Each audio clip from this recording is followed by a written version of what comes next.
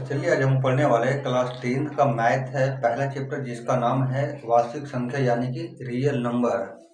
तो करते हैं वीडियो के स्टार्ट। अगर हम आपसे पूछे कि संख्या किसे कहते हैं, नंबर किसे कहते हैं, है ना, तो आप कह सकते हैं कि अंकों के समूह को संख्या कहेंगे। बात आएगा कि अंक किसे कहेंगे, अंक किसे कहेंगे। तो जो हम लिखते हैं 1 2 3 4 अलग अलग करके लिखते हैं तो ये अंक कहलाता है।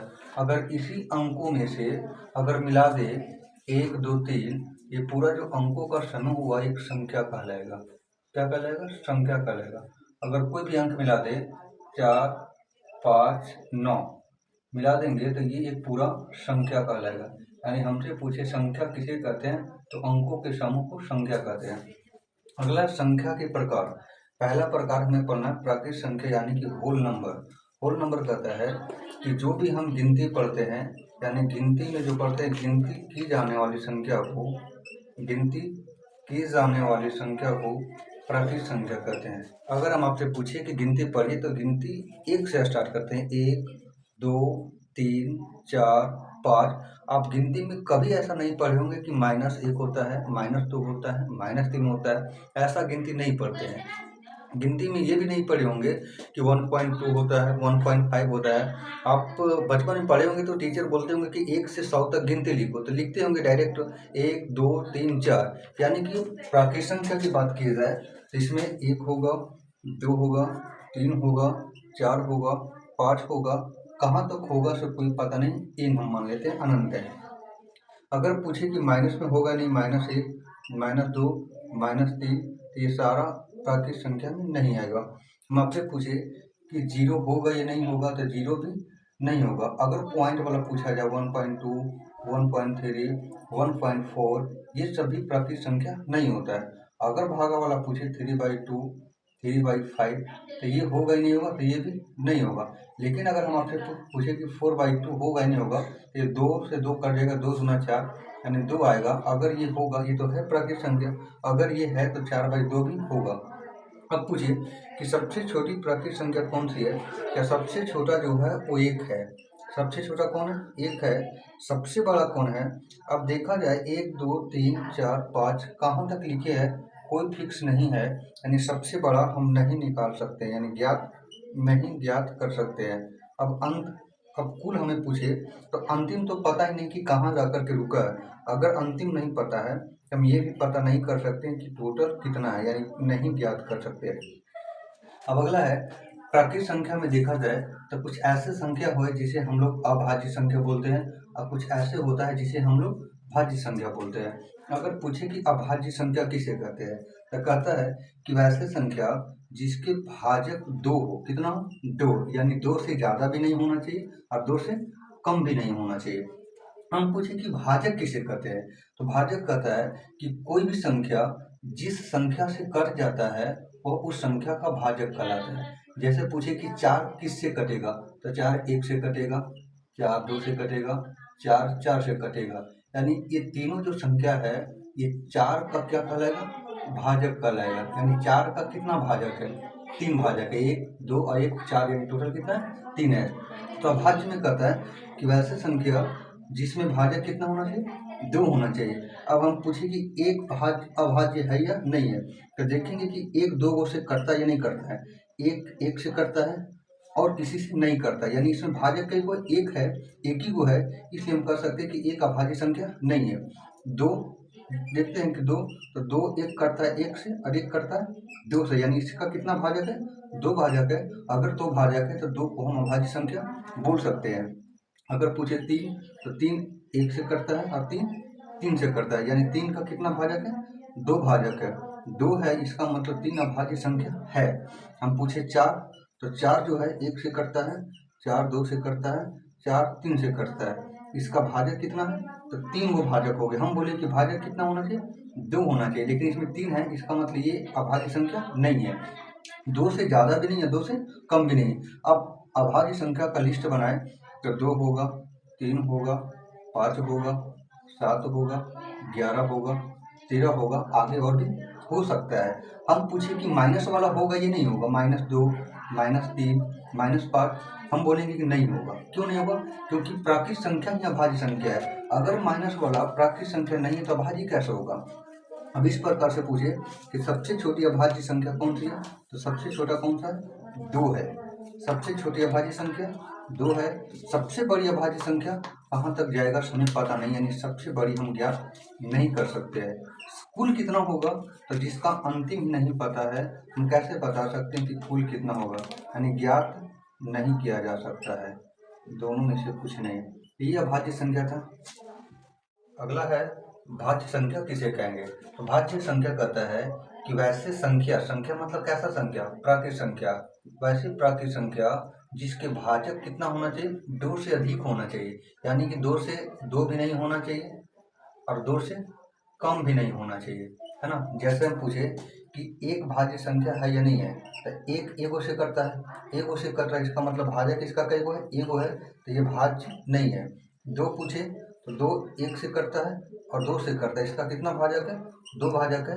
कह रहा 2 से ज़्यादा होना चाहिए, तो ये भी भाज्य नहीं है। कहेंगे 3, तो 3 एक से करता है और 3 से करता है, कितना भाजक है? 2 भाजक है। अगर 2 गो है तो ये भी भाज्य संख्या नहीं है। हम कहें कि 4, तो 4 एक से करता है, 4 2 से करता है और 4 4 से करता है, कितना भाजक है? 1 2 3, यानी 3 भाजक है। 2 से ज़्यादा, इसका मतलब ये भाज्य संख्या है। 5 की बात किया जाए तो 5 एक से करता है और 5 5 से करता है, कितना भाजक है? 2 भाजक है। कह रहा है 2 से ज़्यादा होना चाहिए, इसका मतलब ये भी भाज्य संख्या नहीं है। 6 का देखते हैं, तो 6 एक से करता है, 6 2 से करता है, 6 3 से करता है और 6 6 से करता है, यानी टोटल भाजक कितना है इसका? तो 4 गो, 1 2 3 4, इसका मतलब 2 से ज़्यादा भाजक है, तो ये भाज्य संख्या है। अब इसके एक श्रृंखला बनाते हैं, जैसे में 4 हो जाएगा, 6 हो जाएगा, 8 हो जाएगा, 9 हो जाएगा, 10 हो जाएगा, 12 हो जाएगा, इसी प्रकार से चलता चला जाएगा। हम पूछे कि सबसे छोटा कौन होगा? सबसे छोटा कौन होगा? आप आसानी से कह सकते हैं कि सबसे छोटा भाज्य संख्या 4 होगा। सबसे बड़ा कौन होगा? सबसे बड़ा कौन होगा? तो हम कहेंगे कि पता नहीं चलेगा अंतिम कहाँ गया, यानी ज्ञात नहीं कर सकते हैं, हम ज्ञात नहीं किया जा सकता है। कुल के बारे में पूछे तो कुल भी ज्ञात नहीं कर सकते हैं। अगर इसमें भी पूछा जाए कि -4 -6 ये सारा होगा भाज्य या नहीं, तो नहीं होगा। पॉइंट वाला पूछा जाए कि 1.2 माइनस में 1.5 ये होगा नहीं, तो नहीं होगा, क्योंकि भाज्य तभी होगा जब वो क्या होना चाहिए? प्राकृत होना चाहिए। आगे हम लोग पढ़ने वाले हैं कि पूर्ण संख्या क्या होता है। तो जब प्राकृत संख्या का खोज किया गया, यानी धनात्मक संख्या का खोज किया गया, तो उसके बाद जब जीरो आया तो लोगों ने लफड़ा फैला दिया, यानी कहा कि जीरो को कहाँ रखा जाए। जीरो को रखने के लिए एक अलग ग्रुप बनाया गया। कहा गया कि प्राकृत संख्या है, ठीक है, उसमें जीरो को भी शामिल कर दीजिए। उसके बाद जो ग्रुप बना है, समूह बना है, उसका जो नाम दिया गया पूर्ण संख्या नाम दिया गया। यानी कि पहले से लोगों ने क्या खोजा? 1 2 3 4 5 ये सारा तो खोजा था, लेकिन जीरो जब खोजा है तो जीरो को इसमें शामिल कर दिया। बोला कि जो ग्रुप बना है इसी ग्रुप को हम बोलेंगे पूर्ण संख्या है, यानी प्राकृत संख्या में पूर्ण जीरो को शामिल करने के बाद जो समूह बना उसे क्या बोलेंगे? पूर्ण बोलेंगे।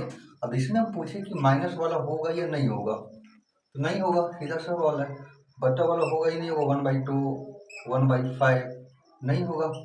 अगर ये नहीं होगा तो सबसे छोटा पूर्ण संख्या कौन होगा? सबसे छोटा बात किया जाए तो कौन होगा? जीरो होगा। सबसे बड़ा पूर्ण संख्या बात किया जाए कौन होगा? नहीं पता, ज्ञात नहीं कर सकते हैं। कुल कितना होगा? तो कुल भी हम ज्ञात नहीं कर सकते हैं। अगला है पूर्णांक संख्या। लोगों ने फिर से लफड़ा बना दिया, कहा कि भाई साहब पॉजिटिव वाला तो रखे हैं, उसके लिए बनाया गया प्राकृत संख्या। शून्य खोजा तो बोल दिए कि पूर्ण है, लेकिन माइनस वाला को कहाँ रखा जाए? तो माइनस वाला को रखने के लिए कहा कि ठीक है पूर्ण है, पूर्ण में माइनस वाला को शामिल कर दीजिए। उसके बाद जो ग्रुप बनाइए उस ग्रुप को कहा गया कि पूर्णांक है। कैसा? पूर्णांक है। यानी कि पहले से लोगों ने इतना खोजा है, 0 1 2 3 4 ये सारा तो खोजा है, लेकिन कहा माइनस वाला भी शामिल कर दिया, यानी -1 -2 -3 ये जो ग्रुप बना है इस ग्रुप को बोला गया कि पूर्णांक संख्या है ना। इसमें भी अगर हम आपसे पूछें कि 1/2 1/4 ये सारा पूर्णांक है या नहीं है, तो नहीं होगा। अब हम पूछे कि सबसे छोटी पूर्णांक कौन होगा, तो बताइए भाई साहब स्टार्ट कहाँ से हुआ हमें पता ही नहीं, यानी सबसे छोटा ज्ञात नहीं कर सकते हैं। अगर सबसे बड़ा पूछा अंत कहाँ हुआ है कोई पता नहीं, यानी सबसे बड़ा भी नहीं ज्ञात कर सकते। अब जिसका फर्स्ट नहीं पता, अंत नहीं पता, कुल कैसे निकालेगा, कुल भी हम नहीं निकाल सकते। पूर्णांक में देखा जाए एक धनात्मक पूर्णांक होता है, एक ऋणात्मक पूर्णांक होता है। सीधा सा मतलब है कि जो धनात्मक है उसे हम लोग धनात्मक पूर्णांक बोलेंगे, जैसे में ये लिखा हुआ है 1 2 3 4, ये पॉजिटिव है, इसको बोलेंगे धनात्मक पूर्णांक। और जो ऋणात्मक है माइनस में है उसे हम बोलेंगे ऋणात्मक पूर्णांक, यानी जैसे में -1 -2 -3, यानी -1 -2 -3। अब बात है कि जीरो कौन है, तो जीरो जो है ना तो पॉजिटिव माना जाता है ना ही नेगेटिव माना जाता है, जीरो को एक अलग श्रेणी में रखा जाता है। अगला हमें पढ़ना है कि सम संख्या किसे कहते हैं। तो कहता है कि पूर्णांक संख्या में देखा जाए तो कुछ ऐसे संख्या है जो 2 से कट जाता है, यानी जो 2 से पूरा पूरा विभाज्य होगा, पूरा पूरा विभाज्य होगा, उसे बोल देंगे सम संख्या है। जैसे देखा जाए कि 2 से कट जाएगा, 4 है, 6 है, 8 है, ये कैसा संख्या, सम संख्या। माइनस वाला बात किया जाए -2 -4 -6 -8, ये भी सम संख्या है, यानी जो भी इसमें 2 से कटेगा उसे हम लोग बोल देंगे सम संख्या। और जो 2 से पूरा पूरा नहीं कटेगा, पूरा पूरा नहीं कटेगा, उसे हम लोग बोलेंगे विषम संख्या। जैसे बात किया जाए 1 है, 3 है, 5 है, 7 है, 9 है, ये विषम संख्या होगा। माइनस वाला बात किया जाए -1 -3 -5 -7, तो ये भी क्या होगा, विषम संख्या। अब आप लोगों को जवाब देना है कि सबसे छोटा विषम बताना है और सम बताना है, सबसे बड़ा विषम और सम बताना है। इसका जवाब आप लोग कमेंट बॉक्स में दीजिएगा जरूर कि क्या होगा, सबसे छोटा विषम और सम और सबसे बड़ा विषम और सम। अब पढ़ने वाले हैं कि परिमेय संख्या क्या होता है। अभी तक हमने जितना संख्या पढ़ा है उस संख्या में देखा है कि बटा वाला कहीं नहीं आया था, भिन्न वाला नहीं आया था, यानी परिमेय संख्या हम कैसे पहचाने। इसे पढ़ने के लिए हम थोड़ा सा एक टॉपिक बताएंगे कि भिन्न में कैसे बदला जाता है। कोई भी संख्या अगर पॉइंट में है तो हम उसे भिन्न में कैसे बदलें।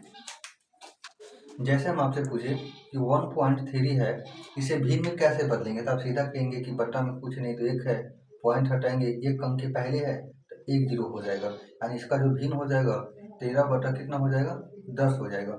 अगर पूछे कि 1.253 है, इसको भिन्न में कैसे बदले, तो बटा में कुछ नहीं तो 1 है, कितना अंक के पहले पॉइंट है तो 1 2 3, यानी बटा में कितना जीरो, 3 जीरो हो जाएगा। इसका जो भिन्न आया है 1253 बटा 1000 आया है। अगर हम आपसे पूछे कि इसका भिन्न क्या होगा 1.3333 ऐसा, इसी को एक लिखने का और तरीका है कि लिखते हैं 1.3, जो संख्या बार बार रिपीट करता है उसको एक बार लिख करके रैंकिंग लगा देते हैं, ये और ये सेम है। अब इसे भिन्न में कैसे बदला जाए, तो इसे भिन्न में बदलने का तरीका है, यहाँ सीखते हैं कि इसको मान लेते हैं कि माना कि इस 1.333 जितना लिखिए बराबर हम x मान लिए है। अब अगर x मान लिए है, अब कितना कौन सा संख्या रिपीट कर रहा है, तो 3 रिपीट कर रहा है, यानी कई गो रिपीट कर रहा है, तो एक गो रिपीट कर रहा है। एक गो रिपीट करेगा तो दोनों तरफ 10 से गुना करेंगे, 2 गो रिपीट करेगा तो दोनों तरफ 100 से गुना करेंगे, 3 गो रिपीट करेगा तो दोनों तरफ 1000 से गुना करेंगे। यानी कि इसमें एक रिपीट कर रहा है तो दोनों तरफ कितना से गुना करें, 10 से गुना करें, दोनों तरफ 10 से गुना करने पर अगर गुना करेंगे तो x में कितना गुना करें, 10, और इधर 1.333 है, कितना गुना करें, 10। x में 10 गुना करेंगे 10x, और इसमें अगर 10 गुना करेंगे, कोई भी संख्या में अगर पॉइंट वाला है और 10 अगर गुना करते हैं तो गुना करेंगे तो पॉइंट एक आगे घसट जाएगा, है ना, यानी कि इसमें पॉइंट कहाँ चला जाएगा, तो यहाँ से उठ करके यहाँ चला जाएगा, यानी 13.33। अभी भी 2 को लिख सकते हैं, अभी भी जितना, ये हो गया समीकरण 1 और ये हो गया समीकरण 2। अब यहाँ से समीकरण 2 में से 1 को घटाते हैं, 2 कितना है? 10x बराबर 13.33। आगे और भी लिख सकते हैं, बहुत सारा है। समीकरण एक कितना है? तो x है बराबर, पॉइंट के सामने पॉइंट लिखेंगे, पॉइंट किधर एक है तो एक लिखेंगे, पॉइंट किधर 33 है। अगर इसमें 3 को लिखना है तो इसमें भी 3 लिखेंगे। अब इसके घटा देना, घटाएंगे तो अलजेब्रा के घटाव में बदल जाएगा, प्लस है तो माइनस और प्लस है तो माइनस। 10x में 1x गया, 9x बराबर 3 में 3 गया 0, 3 में 3 गया 0, पॉइंट की जगह पे पॉइंट, 13 में 3 में 1 गया 2 और 1 की जगह पे 1। अगर आगे 3 होगा तो आगे भी 3 होगा, नहीं इधर अगर यहाँ 3 है तो यहाँ भी 3 है, 3 में 3 घटेगा तो 0 0 लिखाएगा खाली।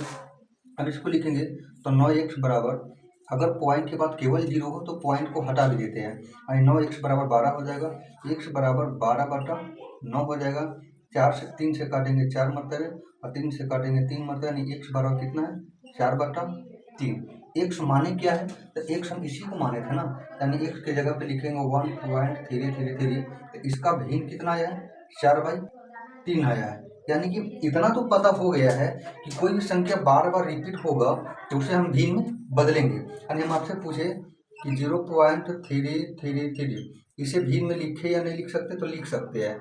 इसे लिखने का एक और तरीका ऐसा लिख सकते हैं, क्या लिखाएगा? शॉर्ट तरीका देखा जाए तो शॉर्ट तरीका ये है कि रेकरिंग कई ऊपर है, एक ऊपर है, तो जितना पर रेकरिंग होगा पॉइंट हटा के बट्टा में उतना 9 देते हैं, यानी इसका कितना हो जाएगा? 3/9 हो जाएगा। 3 से 1 मरता है और 3 से 3 मरता है, यानी 1/3 हो जाएगा। अगर ऐसा लिखना रहे 0.12 पे रेकरिंग है, इसका भिन्न कैसे लिखें? तो कई गो पे रेकरिंग है? 2 गो पे रेकरिंग है, तो 12 बटा कई गुना हो जाएगा? 2 गुना हो जाएगा, यानी 12/99 हो जाएगा। यानी इसे हम भिन्न में लिख सकते हैं। लिखने का तरीका ऐसा है। अगला पूछे कि ऐसा अगर संख्या रहे 1.3, 5, 4, 6, 7, ऐसा रहे, यानी कि पॉइंट के बाद कोई संख्या रिपीट ही ना करे। अगर रिपीट नहीं करे तो इसको भिन्न में लिख सकते हैं या नहीं लिख सकते हैं? कितना को दिमाग में ऐसा आ रहा होगा कि 1.3, 5, 4, 6, 7, 8 डॉट डॉट है, पॉइंट हटाइए और बटा में 1 0 2 0 3 0 4 0 5 0 6 0, 6 गो है, 1 2 3 4 5 6, इसका भी डॉट डॉट लगा दिए। ऐसा लिखते थे क्या हो जाएगा? गलत हो जाएगा। यानी कि अगर कोई ऐसा संख्या है जैसे रहा 4.5 6 7 8 9 0 5, पॉइंट के बाद रिपीट ही ना करें, ऐसे बोले भिन्न में निकलेंगे तो कोई लिखने का तरीका नहीं है, यानी कि हम नहीं लिख सकते। यानी हम ये समझ गया कि भिन्न में कैसे लिखते हैं, किसी भी संख्या को भिन्न में कैसे बदला जाता है, कौन कौन सी संख्या को बदला जाता है। अब पढ़ते कि परिमेय संख्या किसे कहते हैं। परिमेय संख्या कहता है कि वैसे संख्या जिसे हम भिन्न में बदल सकते हैं, भिन्न में बदल सकते हैं। शर्त ये है कि जब भिन्न में लिखेंगे तो भिन्न बराबर होता है अंश बटा हर, अंश बटा हर। तरीका है कि अंश में जो होगा वो भी पूर्णांक संख्या होना चाहिए और हर में भी कैसा संख्या होना चाहिए? पूर्णांक संख्या होना चाहिए। साथ ही साथ हर में 0 नहीं होना चाहिए। अगर इतना शर्त को पूरा कर रहा है तो उसे हम बोल देंगे परिमेय संख्या है। जैसे पूछे कि 4/3 ये परिमेय संख्या है या तो नहीं है, तो भिन्न में तो लिखा हुआ अंश बटा हर। अंश कितना है? 4, 4 पूर्णांक संख्या है, 3 भी पूर्णांक संख्या है, यानी कि ये परिमेय संख्या है। हम पूछे कि 3 में बटा में कुछ नहीं तो 1 है, अंश में 1 है, 3 है पूर्णांक संख्या है, 1 है पूर्णांक संख्या है, यानी ये भी परिमेय है। हम पूछे कि 1.235 ऐसा है, इसे भिन्न में बदल सकते हैं, हमने बदलने के लिए सिखाया। अगर सिखाया है तो ये भी परिमेय संख्या होगा। अगर पूछे 0.12 पे रेकरिंग है, इसे भी भिन्न में लिख सकते हैं। अगर लिख सकते हैं तो ये भी परिमेय संख्या है। अगर आपसे पूछे कि 1.3454678 ये परिमेय संख्या है या नहीं, अभी बोले कि इसे भिन्न में लिखेंगे नहीं लिखेंगे? नहीं लिखेंगे। अगर नहीं लिख सकते हैं तो यह परिमेय संख्या नहीं होगा। इसे पूछे 4.567890 इसे भिन्न में लिख सकते नहीं लिख सकते? नहीं लिख सकते। नहीं लिख सकते हैं तो ये भी परिमेय संख्या नहीं होगा। बात है कि √4/√5 ये परिमेय संख्या है या नहीं है। तो देखेंगे कि √4 है भाई साहब, ये तो पूर्ण है नहीं, बाहर निकालने का प्रयास करते हैं तो 2 हो जाएगा वर्गमूल, अब 5 का वर्गमूल नहीं है। इस तो भिन्न अंश बटा हर में लिखे हैं, लेकिन शर्त ये हो गया है कि 2 पूर्णांक संख्या है लेकिन 5 पूर्णांक संख्या, √5 पूर्णांक संख्या नहीं है। अगर नहीं है ये जो होगा वो परिमेय संख्या नहीं होगा। आजकल सवाल ऐसा पूछने लगा है, √3 गुना √5 ये होगा क्या, कौन सी संख्या है, तो गुना करेंगे 3 × 5 = 15, ये परिमेय संख्या नहीं होगा। अगर हम पूछे कि √16/√25 ये तो बाहर निकालने का कोशिश करेंगे, 16 का वर्गमूल कितना होगा 4, 25 का वर्गमूल कितना हो जाएगा 5। अगर हो जाएगा तो इसे भिन्न में तो लिख दिए, 4 भी पूर्णांक संख्या है, 5 भी पूर्णांक संख्या, यानी ये परिमेय संख्या है। बात किया जाए कि 0 है या नहीं है, तो 0 के भाग में कुछ नहीं तो 1, अगर 1 है ये भी पूर्णांक संख्या है, ये भी पूर्णांक है। बोला था कि हर में 0 नहीं होना चाहिए, हर में तो 0 नहीं है, अगर नहीं है तो ये परिमेय संख्या है। बात किया जाए 5/0, देखेंगे ये पूर्णांक संख्या है, ये भी पूर्णांक संख्या है, लेकिन हर में बोला कि 0 नहीं होना चाहिए, यहाँ पे 0, इसका मतलब ये जो है परिमेय संख्या नहीं है। अब अगला संख्या है कि 22/7 और पाई दोनों परिमेय है या नहीं है। हम देखते हैं कि 22/7 जो है इसे p/q में लिख सकते हैं, 22 भी पूर्णांक है और 7 भी पूर्णांक है, अगर है तो ये परिमेय संख्या है। लेकिन बात आया कि पाई है या नहीं है। हम तो पढ़े कि पाई का मान 22/7 होता है, अगर पाई 22/7 परिमेय संख्या है तो पाई भी होना चाहिए, लेकिन ऐसा नहीं है। 22/7 का जो मान होता है 3.14285 142,857, यानी देखिए तो इतना संख्या जो बार बार रिपीट कर रहा है, 14287 142,857, इधर भी होगा तो 142,857, लेकिन पाई में देखा जाए तो 14159,265, यहाँ के बाद इसमें कोई संख्या रिपीट ही नहीं कर रहा है। अगर रिपीट नहीं कर रहा है तो बताइए, जो रिपीट नहीं करता उसमें तो हम भी नहीं लिख सकते, नहीं लिख सकते, इसका मतलब ये कौन सा संख्या होगा, परिमेय नहीं होगा। मान इसलिए रख दिया गया है क्योंकि 22/7 का मान देखा जाए पॉइंट के बाद भी 2 अंक मिल रहा है, इसलिए पाई की जगह पे हम लोग 22/7 लिख देते, दोनों का मान पूरा बराबर नहीं है, लगभग बराबर है। तो ये था परिमेय संख्या। अगला हम आपसे पूछे कि अपरिमेय संख्या किसे कहते हैं। अपरिमेय संख्या तो सीधा बोलेंगे कि जो परिमेय नहीं हो, जो परिमेय नहीं हो वो कौन सा संख्या हो जाएगा, अपरिमेय होगा। जो परिमेय नहीं होगा वो सारा अपरिमेय होगा। जैसे बोलेंगे √5 परिमेय नहीं है, अगर परिमेय नहीं है तो √5 कौन सा संख्या होगा, अपरिमेय होगा। बोलेंगे पाई बोले थे कि परिमेय नहीं है, अगर परिमेय नहीं है तो क्या हो जाएगा, अपरिमेय होगा। बोले कि √3 गुना √5 कितना होगा, √15, ये परिमेय नहीं है, अगर परिमेय नहीं है तो ये कौन सा संख्या हो जाएगा, अपरिमेय हो जाएगा।